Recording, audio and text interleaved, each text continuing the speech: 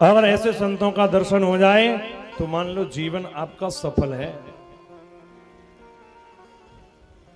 लेकिन उन्हें दुनिया के प्रपंच से मतलब नहीं है। वो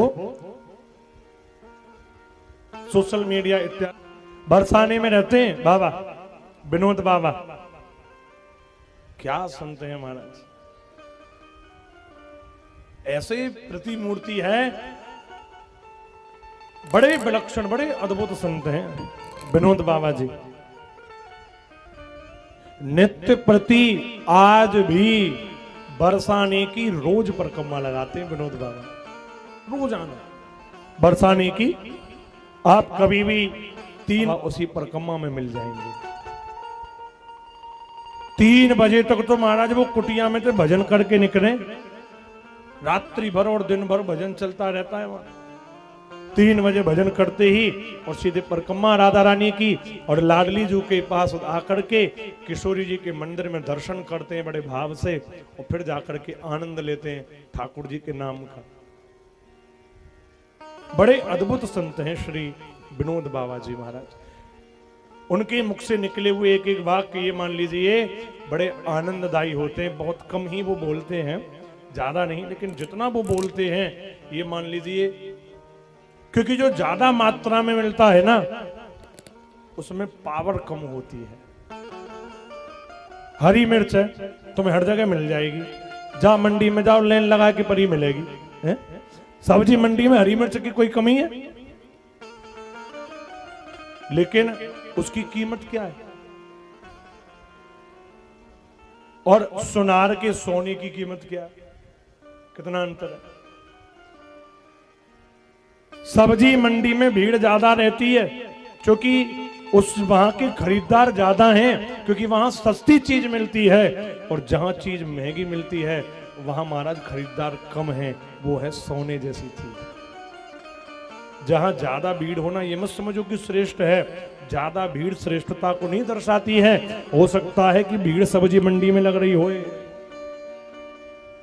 हो सकता है भीड़ सब्जी मंडी में लग रही होए, और सुनार की दुकान पर तो कोई कोई ही जाता है। आप कोई स्वांग करा लीजिए, कोई ऐसा प्रदर्शन करा लीजिए, डांस करा लीजिए, देखो यहाँ आसपास महाराज खेतर में जगह ना मिलेगी, मिल जाएगी। होते हैं लोग कराते हैं, कोई कुछ करा रहा है, कोई कुछ करा रहा है, ऊट पटांग चल रही है, तो उनमें आपको देखो भीड़ देख समाएगी नहीं। और कथा में देख लो कितने हैं। तो वो क्या है, वो जो दुनिया के मनोरंजन की चीज है वो सब्जी मंडी है, और जो ठाकुर जी के आत्मरंजन की है यही स्वर्ण से भी कीमती अनमोल है भागवत की कथा। इसमें क्यों कम लोग आएंगे? क्यों? क्योंकि महंगी चीज है महाराज, खरीदना उनके बस की बात नहीं है, उनकी बुद्धि में आएगी नहीं, क्योंकि उनकी बुद्धि में इतनी जगह नहीं है कि भागवत सुन सके। पात्र नहीं है वो कथा के। भागवत का एक श्लोक है 12 स्कंद में कि निम्नगा नाम यथा गंगा, देवा नाम अच्युतो यथा, वैष्णवा नाम यथा शंभु, पुराणा नाम इदम तथा। जिस प्रकार तीर्थों में गंगा जैसा तीर्थ नहीं है, वैष्णवों में महादेव जैसा कोई वैष्णव नहीं है, देवताओं में भगवान विष्णु के जैसा कोई देवता नहीं है, वैसे ही पुराणों में भागवत जैसा कोई पुराण नहीं है। कोई पुराण नहीं है भागवत जैसा। पुराणा नाम इदम तथा, ऐसा भागवत अद्भुत ग्रंथ है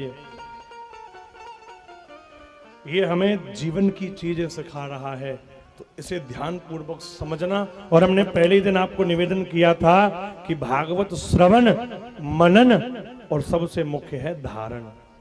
खाली सुन के काम ना चलेगा, जीवन में उतारनी भी पड़ेगी कथा, तभी कल्याण होगा।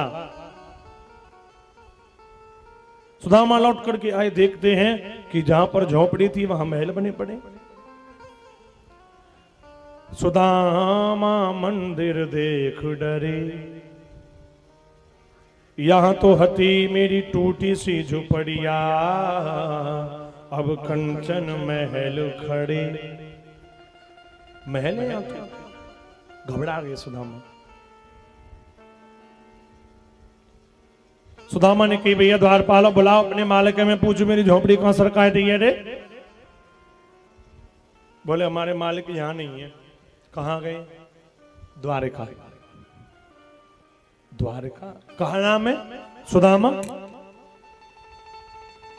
सुदामा जी बोले ऐसो तो ना है रे, बट टेढ़ी टांग वारे ने कछु टेढ़ो मेढ़ो चक्कर चलाए दियो होए, क्योंकि वो जब करे टेढ़ो ही करे, तू टेढ़ो तेरी टेढ़ी रे नजरिया।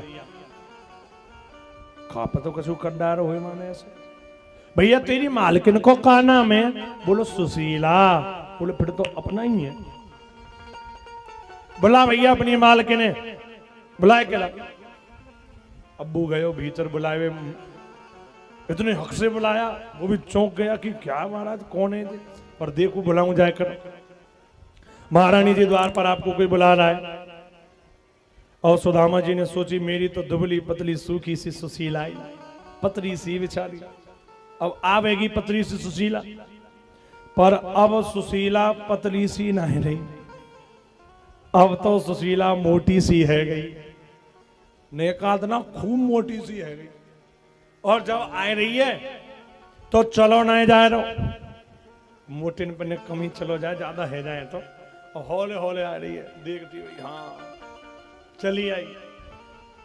सुदामा जी ने देखी,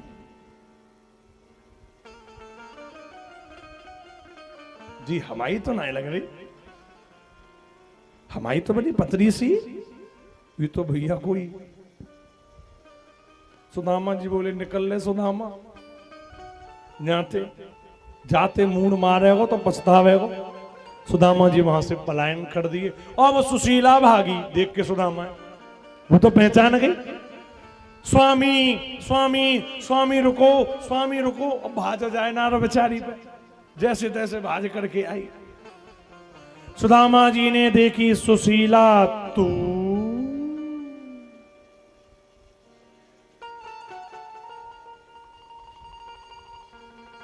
सुशीला झोंपड़ी छोड़ के गयो, बाको तो महल बन गयो, पर देवी तेरो कहा बन गयो?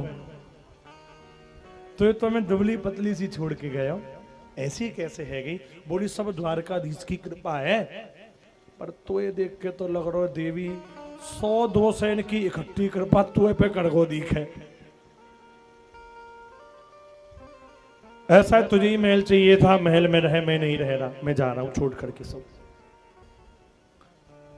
बोली नहीं नहीं, आप भी यहीं रहो, नहीं तो हम भी नहीं रहेंगे। चल दी वहां से सब छोड़कर महलों को।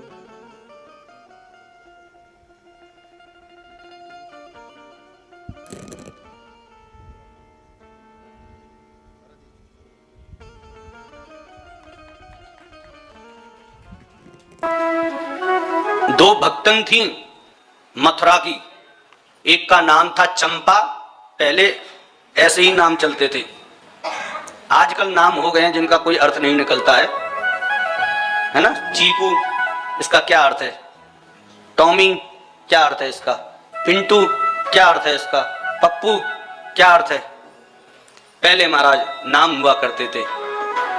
गुजरी थी दोनों की दोनों, दही बेचने का काम करती थी, माखन बेचने का काम करती थी। आज से करीब 50-60 वर्ष पूर्व की बात है।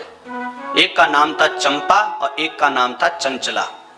ये दोनों मथुरा से चलती और वृंदावन में दही और माखन बेचने के लिए चल पड़ती, सिर पर घड़ा में भर के। पहले यदा कदा कहीं कथा होती थी, तो वृंदावन में एक बार कथा हो रही थी किसी साधु संत की, तो ये चंपा चंचला वहां रुक गई और थोड़ी देर सुना। तो सुना तो चंपा और चंचला के कान में गया। बोले महाराज भगवान बड़े प्यारे होते हैं, और जो भगवान को पा लेता है मानो उसने सर्वस्व पा लिया हो। हर व्यक्ति को भगवान की सेवा करनी चाहिए, ये सुना। बस भगवान का नाम ही ऐसा है कि महाराज कोई बैठ जाता है सत्संग में तो वो बैठ ही जाता है। आप लोग बैठे पहले दिन से तो बैठ गए, अब आप 8 दिन से पहले उठने वाले नहीं हो। ये आकर्षण होता है भगवान के नाम में। जो नहीं बैठे उनको तो पता भी नहीं है कि यहाँ क्या है। इतना आकर्षण होता है। तो उनके अंदर भी आकर्षण पैदा हो गया, बोले हमें भी भगवान के दर्शन करने हैं, हमें भी एक बार भगवान के कम से कम दर्शन हो जाएं। भागवत में ही सुनाता, बोले भगवान संतों के पास में रहते हैं, भगवान भक्तों के पास में रहते हैं, भगवान ब्रजवासियों के पास में रहते हैं। तो चंपा चंचला रोज दही बेचने के लिए जाती थी, मन में एक टीस थी, बोले ठाकुर जी हमें कहीं मिल जाएं। तो उनकी नजरें, बेचना तो रोज ही है, उनकी नजरें एक लक्ष्य पर टिक गई कि हमें खोजना है, कहां मिलेंगे। जमुना के किनारे से जा रही थी तो उन्होंने एक संत को देखा, संत सामने से आए तो इनके मन में भाव आया, बोले हो ना हो संत के पास भगवान जरूर होंगे। अब इंतजार कर रहे हैं कि हमारा दर्शन कैसे हो। तो संत के हाथ में झूला था और उन्होंने उस झूला को बालू पर रखा और संत जी यमुना जी में स्नान करने के लिए चल दिए। चंपा चंचला ने मौका देखा, बोले हो ना हो भगवान इनके झूले में ही है, क्योंकि यमुना जी में स्नान कर रहे हैं, इसका मतलब सारा सामान यही है। दौड़ कर जाती हैं चंपा चंचला और उन्होंने थैला को खोला और थैला को खोलने के बाद में उसमें से एक डिब्बी निकली, इतना बड़ा टिफिन टाइप का।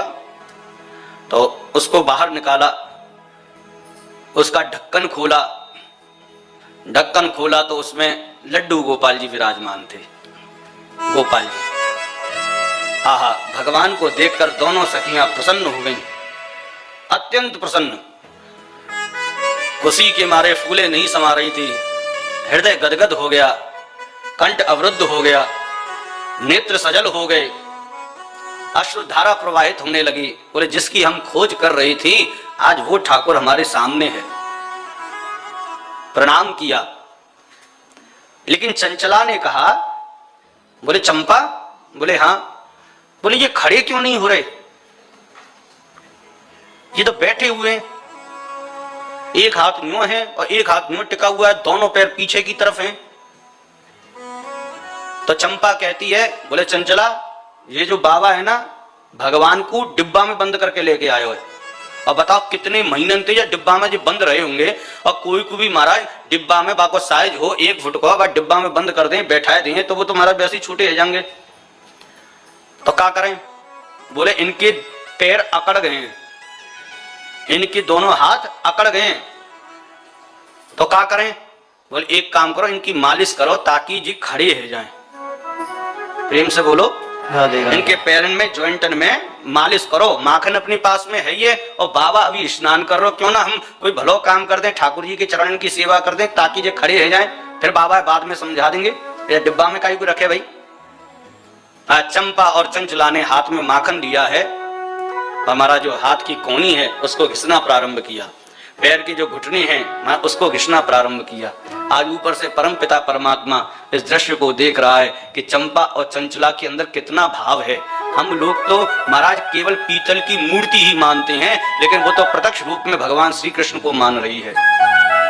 और भगवान कहते हैं भाव का भूखा हूं मैं, भाव का भूखा हूं मैं, भाव ही एक सार है, भाव से जो मुझे भजे तो भव से बेड़ा पार है। चंपा चंचला ने घिसना प्रारंभ किया, ठाकुर जी ने भी महाराज उस सेवा को स्वीकार किया और धीरे धीरे करके अपने पैरों को सीधा कर लिया। जो हाथ थे, हाथ की कोनी घिसी तो हाथ भी महाराज सीधे हो गए। चंपा चंचला बड़ी प्रसन्न हो गई, ओह देखो देखो देखो भगवान बिल्कुल खड़े हो गए। प्रणाम किया, ठाकुर ये बाबा तो बाबरो है वो, जाने तो डिब्बी में बंद कर, अब जाए आंधे बाबा हम देखें जाए। यहाँ हमारा झूला में ठाकुर जी को डिब्बा में बैठा खड़े करके रख दिया, और इतने में ही महाराज संत जी आए। संत ने देखी मेरे झूला में से जे कौन चोरी कर रहे हो, दौड़ के आए, चौरे तुम कौन हो, ये मेरे झूला में से क्या देख रहे हो। चंपा और चंचला ने कही, बाबा हमने तो सुनी बाबा के पास में भगवान हुए, ये तो बात समझ में आई, लेकिन तुम कैसे निष्ठुर बाबा हो हैं, ठाकुर जी को डिब्बा में रखो, उनके पैर अकड़ गए, उनके हाथ टेढ़े पड़ गए, हमने बड़ी मशक्कत से 1.5 घंटा में इनको सीधो खड़ो करो। बाबा सोच में पड़ गए, बोल कर रही है, बोले कौन से भगवान, बोले जो तुमने डिब्बा में रखे हैं। महाराज संत जी ने डिब्बा देखा, खुला हुआ था और ठाकुर जी उसमें खड़े हुए थे। संत जी के आश्चर्य का ठिकाना नहीं था। जिन गुजरियों को संत के चरणों में गिरना चाहिए लेकिन धन्य हो उन गुजरियों ने तो कमाल कर दिया, उस पीतल की मूर्ति में भगवान को प्रकट कर दिया। आज संत ही चंपा चंचला के चरणों में गिरा पड़ा है। संत जी कहने लगे, अरे मैं तो केवल भगवान को लेकर उनकी सेवा करता था, लेकिन सच्ची सेवा तो हृदय से होती है, जो आज तुमने की है। तो भक्ति की पराकाष्ठा सज्जनों कुछ ऐसी ही है। हमें ये सुबह जल्दी उठ के भजन करना, वो करना, भड़बड़ करना, भागना दौड़ना, जल्दी करो वो करो, ना ना ना, भक्ति का मतलब ये नहीं है। भक्ति का मतलब प्रेशर नहीं है, भक्ति का मतलब मानसिक तनाव नहीं है, भक्ति का मतलब कोई वजन नहीं है। हम इसको चाहे तो इतना सरल कर सकते हैं, इतना सरल कर सकते हैं कि आप उस परम पिता परमात्मा को अपने बगल में चलता हुआ देख सकते हैं। लोग कहते हैं ना, अरे नहीं मेरे तो ठाकुर जी रक्षा करता है। कहने से काम नहीं चलेगा, उस चीज को महसूस करना है तो अपनी भक्ति को इतना सरल बनाओ कि आप कृष्ण में रम जाओ, आप उस ईश्वर में रम जाओ। विश्वास और भरोसा इसी को कहते हैं। यदि आपसे पूछा जाए कि इस दुनिया में सबसे बड़ा कौन है, तो आपके मन में क्या भाव आएगा? कौन है इस दुनिया में सबसे बड़ा? कौन है? पृथ्वी ने कहा मैं सबसे बड़ी, मैंने इस जग का बोझ उठाया है। शेष कहे मैं तुझसे बड़ा, मैंने तुझको भी अधर उठाया है। एक बार पृथ्वी कहती है किसी संत से, बोले तुम्हारे जो भगवंत है ना, उनसे बड़ी तो मैं हूं। बोले कैसे? बोले जब परम पिता परमात्मा को अवतार लेना होता है तो वो मेरी खोपड़ी पे ही अवतार लेते हैं। अरे जिनका वजन मैंने सहन कर रखा हो, तो बताओ वो भगवान बड़े हुए रामकृष्ण या मैं बड़ी हुई? पृथ्वी ने कहा। और जैसी पृथ्वी ने कहा तो शेषनाग उसके नीचे थे। तो शेषनाग ने तुरंत कहा, बोले मैया इस प्रकार यदि तू इस दृष्टि से देख रही है तो तुझसे बड़ा मैं हुआ, क्योंकि मैंने तुझे अपने फन पर धारण कर रखा है। पृथ्वी ने कहा मैं सबसे बड़ी, मैंने इस जग का बोझ उठाया है। और शेष कहे मैं तुझसे बड़ा, मैंने पृथ्वी को अधर उठाया है। न वो शेष बड़े, वो महेश बड़े, जो शेष गले लटकाया है। जब शेषनाग कहने लगे मैं बड़ा, तो भोलेनाथ कहने लगे भैया इस प्रकार तो हम बड़े हुए, हार की तरह तुमको गले में धारण कर रखा है। न वो शेष बड़े, वो महेश बड़े, जो शेष गले लटकाया है। न वो महेश बड़े, वो रावण बड़ा, जो गिर कैलाश उठाया है। रावण ने तो खेल खेल में, रावण कौन है? शिव जी का भक्त है, शिष्य है। एक दिन आया, प्रणाम करने की इच्छा हुई, चलो गुरुजी को प्रणाम कर आए भोलेनाथ को। और आया और आके महाराज देखा कैलाश पर्वत पे भोलेनाथ विराजमान है। बोले ऊपर कौन जाएगा चढ़ के? बोले नीचे से ही उसने कैलाश पर्वत को हाथ में उठा लिया और हिला दिया। पार्वती ने पूछा महाराज ये कौन है? बोले मेरा चेला। बोले ये कैसा चेला? अरे शिष्य होता है तो सबसे पहले गुरुजी को प्रणाम करता है। बोले प्रणाम ही कर रहा है। बोले ये कैसा प्रणाम है? अरे जब शिष्य गुरुजी को प्रणाम करता है तो शिष्य नीचे झुकता है और गुरुजी उसको उठाते हैं। बोले मेरा चेला ऐसा ही है जो गुरुजी को उठा लेता है। खेली खेल में उठा दिया। अब बताओ, जिसने कैलाश पर्वत को खेली खेल में हाथ में उठा लिया हो और भोलेनाथ उसके ऊपर टंगे हों, तो कौन बड़ा होगा? रावण बड़ा होगा कि नहीं? न वो महेश बड़ा, वो रावण बड़ा, जो गिर कैलाश उठाया है। न वो रावण बड़ा, वो बाली बड़ा, 6 मास कांक में दबाया है। रामचरितमानस में आपने कथा सुनी होगी, बाली से युद्ध करने के लिए आया कि नहीं रावण? कांक में दबा लिया, और कांक में दबा लिया, होश भी नहीं, भूल गया। 6 महीने तक होश नहीं। एक दिन बाहर निकला वर्जिश करने के लिए बाली, और यूं करके हाथ नहीं है, तई वो निकल के भागा। रावण पीछे से कौन निकला भाई? बोले तू कब से? बोले बा 6 महीने हो गए। वो 6 महीने हो गए, बता देता मुझे। बोले गर्दन फंसी सी, कहां से बता देता? प्रेम से बोलो। न वो रावण बड़ा, वो बाली बड़ा, 6 मास कांक में दबाया है। न वो बाली बड़ा, वो राम बड़े, जो बाली को मार बाली को मारने वाले कौन? बोले राम जी। कौन बड़ा हुआ? कौन बड़ा हुआ? लेकिन आगे और लिखा है, न वो राम बड़े, वो भक्त बड़े, जो राम को नाच नचाया है, और भक्त कहे मैं सबसे बड़ा, मैंने राम नाम गुण गाया है। हाँ जी, ठाकुर जी को गोपिकाएं माखन के लोना पर नचाती थी। छोटे से ठाकुर जी आते, गोपियों से कहते अरे गोपी ने माखन चटाए दे, तो गोपिका कहते पहले ठुमका लगा, जब तू नाचेगो तब तो माखन खवाएंगे। और वो महाराज गोपियों के बीच में नाच रहे हैं, ठुमका लगा रहे हैं, मतलब बिल्कुल थक जाते, हाथ पैर बोल जाते, तब जाके नेक्सो से माखन वाके मोहरे चटाए दे, चल निकर लंबो पड़। हाँ जी, उस परम पिता परमात्मा को दुग्ध पिलाने वाली यशोदा भक्त है। उस परम पिता परमात्मा के कान को ऐंठने वाली उसकी मैया यशोदा है।